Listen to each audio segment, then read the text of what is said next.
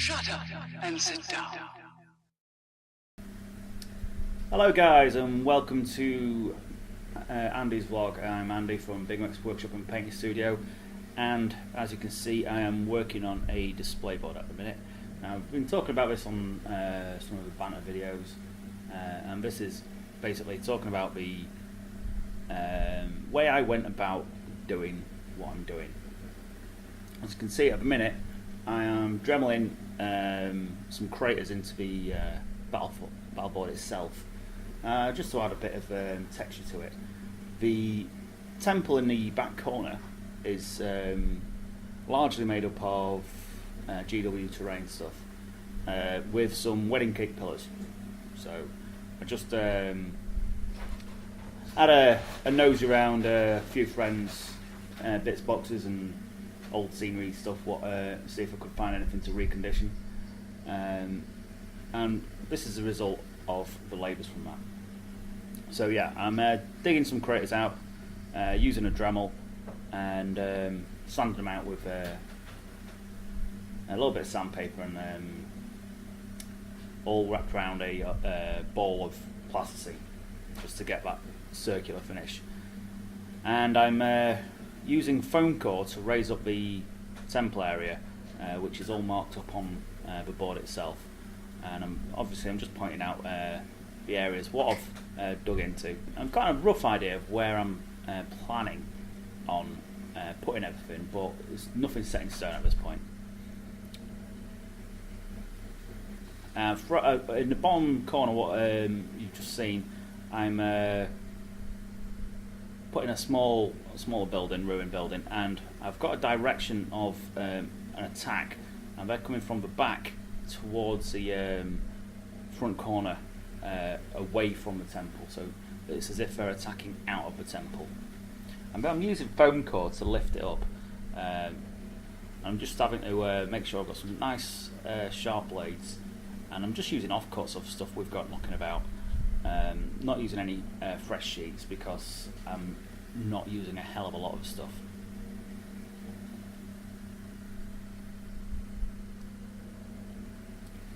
Now obviously if you're using a lot you might need to use fresh sheets. It's just so happens we had some interesting angles on the board I was working with. So just be careful when you're cutting foam core. You do need a good metal ruler and a sharp blade, and yeah, this should not be attempted by anybody like myself who can hurt themselves just by looking at a sharp knife, but I did anyway, and I managed to keep my fingers intact, which was a pleasant surprise. So here we are, setting out an idea of how the board's going to look, and I'm just beveling the edges of the foam core, and it just makes it look more natural to the table. Allows the sand and any other texture I put on to settle in a natural way. I'm going around that with all the around all the edges of all the buildings sections.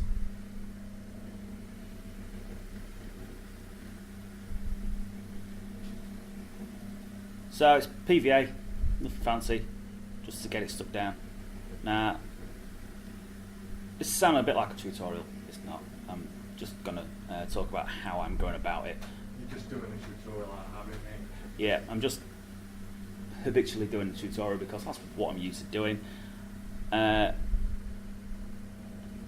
And to be honest, I've never actually really tried doing anything like this for myself. I've done a few gaming tables a few years back.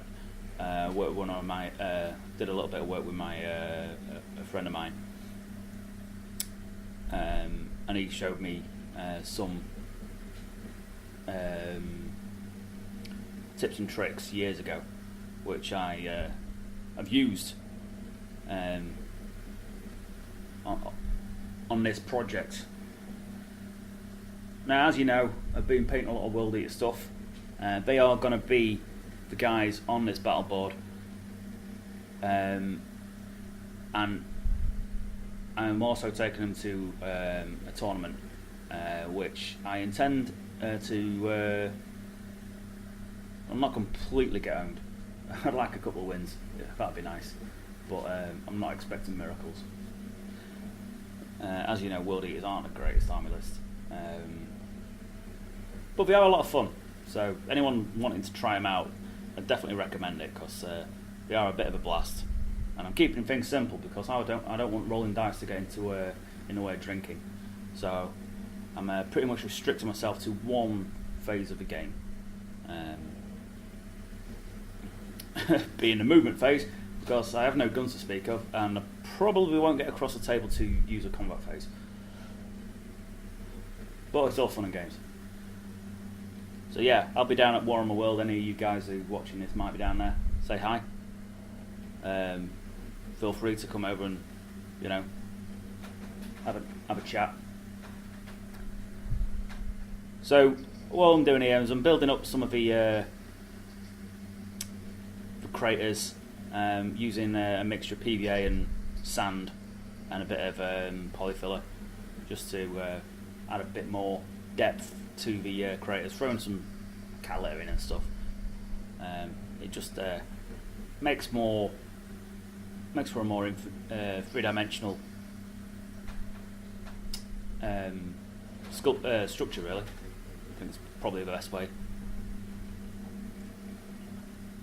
Now this is a messy job, which is why I did it here and not at home, because my wife, well, I'd probably be living in the garden again, which is not unusual for me, but yeah, it's really, really messy doing this sort of stuff, and right now I'm preparing the board for sand, and that is something I hate. I hate sand with a passion. It's just the texture, I really dislike it, but it does the job, and it does give a nice texture to the base itself. It's just I don't like it getting on my fingers.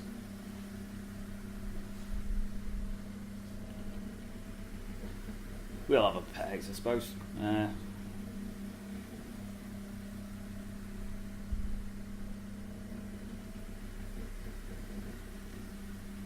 Yeah, getting the sand on, nice liberal sprinkling of it, and what you can't hear is me swearing about stuff.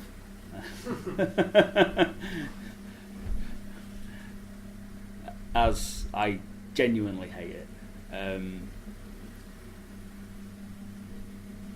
Yeah, it's like there's not really much I can say about this part of the build. So I've still got a lot of work to do, even at the current stage I'm at. But I've still got a bit of time. I've got about 3 weeks left, and I'm well on the way to finishing the army painting now. So I can actually get a cracking on the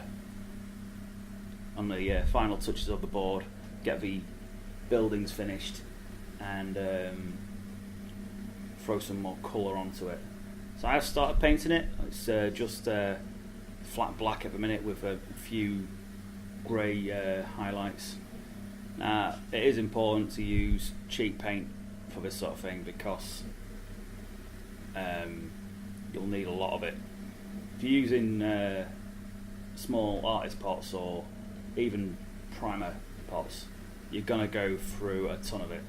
So you want to go down to your local art shop and buy cheap poster paint. Kids paint is ideal. The more you can get for the cheapest price, that's the sort of thing you want, because it takes you do go through a hell of a lot, especially working on sand, because it takes a couple of good layers to get a decent coat. Now this is I'm just using some resin tiles what Dodger's knocked up for me, and it gives me a nice base for the temple to work with. So I'm just I've dry fitted it all and now fitting it in. I'm going to use I do use PVA as the majority of the glue, but I also do use super glue as well. So that gets you that instant set. The PVA dries harder, but you can't beat that instant set of super glue. So I'm throwing a bit more cat litter around, breaking up them weird shapes what are knocking about on the board. And it just adds a bit of character to the ruin. I wanted it to look bombed out, pretty well gutted by constant war. And it makes a nice backdrop for the guys to come out. So it's going to be quite a dark building, whereas the paint scheme we've got is quite light, even though it's very dirty.